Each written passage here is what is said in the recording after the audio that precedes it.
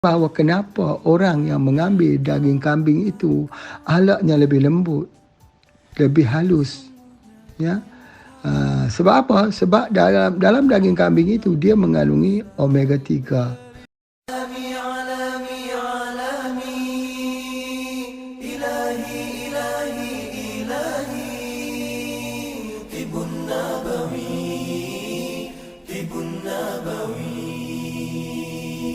Assalamualaikum warahmatullahi wabarakatuh. Alhamdulillah, bersyukur pada Allah Subhanahu wa taala. Hari ini apa khabar semua tuan-puan, bapa ibu yang mengikuti program Radio Klasik bersama dengan Pak Haji. Alhamdulillah, ya.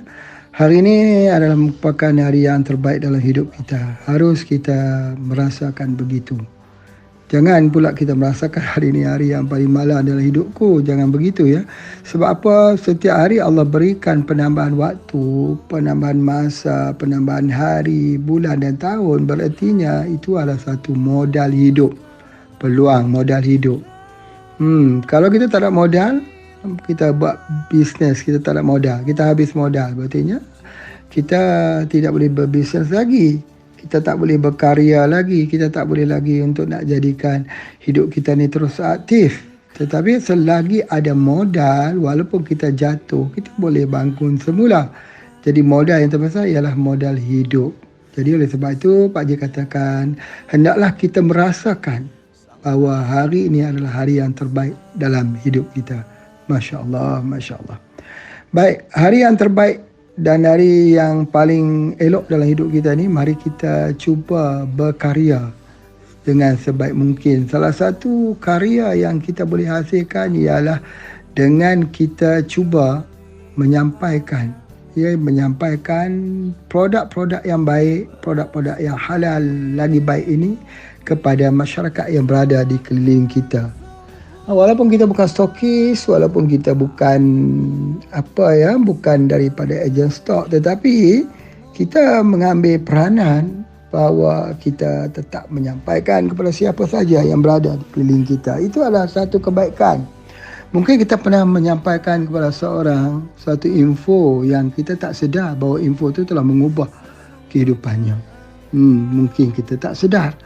Dan mungkin pada waktu kita bercakap tentang menggunakan produk-produk yang halal lagi baik ini pada waktu tersebut,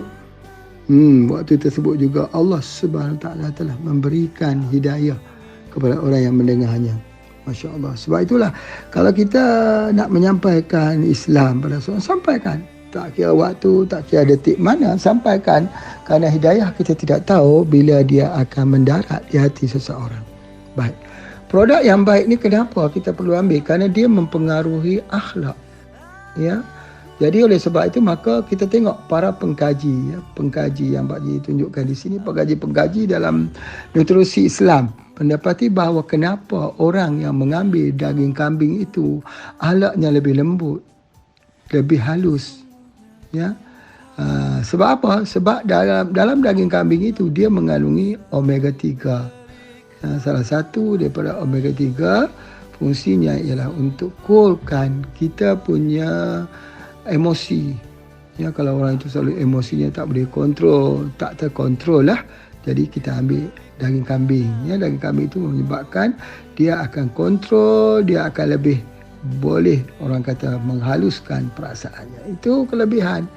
Di mana kambing ini menjadi peliharaan para nabi. Di mana para nabi sejak Nabi SAW dan sebelum daripada itu juga menternak kambing.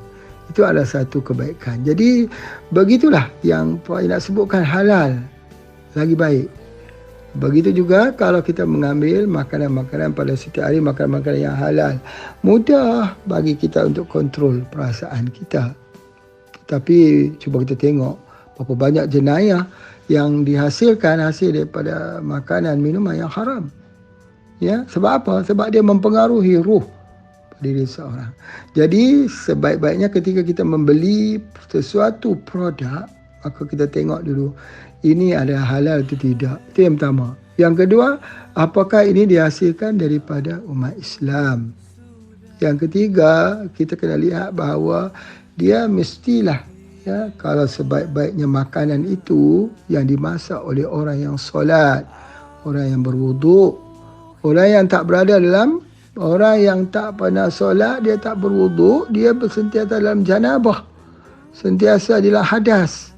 Jadi bukan hadas itu berartinya ada besar tak ada kecil saja, tetapi hadasnya dia sendiri tidak mengucap kalimah la ilaha illallah. Jadi oleh sebab itu maka dia mempengaruhi tubuh badan kita. Kalau kita makan selalu, kita minum selalu air cuci tangan daripada orang yang tidak bertakwa, ini hasilnya iaitu kita tak dapat kalimah akhlak yang sempurna. Jadi oleh sebab itulah maka pentingnya makanan, siapa yang menyedia dan bahan apa, dan apa yang kita makan itu adalah diri kita sendiri. Ya, jadi kita adalah apa yang kita makan.